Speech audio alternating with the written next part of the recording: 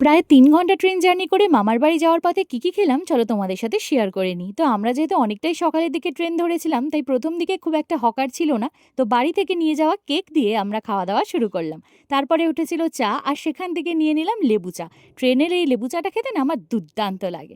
তারপরে নিলাম এই বাদাম চিট, এটার দাম নিয়েছিল মাত্র ১০ টাকা। তবে আমি অপেক্ষা করছিলাম এই ছোলা মাখাটার জন্য। একটা মজার কথা বলি, এটা যখন লাস্ট আমি খেয়েছিলাম ট্রেনে তখন এটা কাগজের ঠোঙা করে বিক্রি হতো।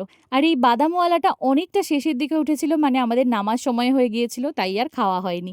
তো মামার বাড়ি এসে প্রথমেই মিষ্টিমুখ করলাম রসগোল্লা আর সিমুইয়ের পায়েস দিয়ে। লাঞ্চের মেনুটাও ছিল বেশ লম্বা চওড়া, ছিল ভাত, শুক্তো, লাউ দিয়ে মুগের ডাল, আর যেখানে ডাল আছে ভাজা তো থাকবেই, ছিল আমার পছন্দের বেগুন ভাজা।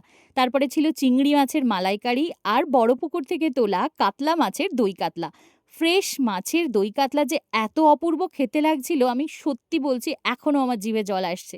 আর লাস্ট পাতে ছিল চাটনি। সন্ধেবেলা এই এক বাটি ঠান্ডা ঠান্ডা পায়েস আমি আর বনুরানী ভাগাভাগি করে খেলাম। আর রাত্রিবেলা ছিল রুটি, ডিম ভাজা আর ঘুগনি। যদিও দিদা লুচি করতে চাইছিল, তবে সারাদিন এত কিছু খাওয়া দাওয়া হয়েছে, বললাম লুচিটা না হয় কাল সকালের ব্রেকফাস্টের জন্যই তোলা থাক।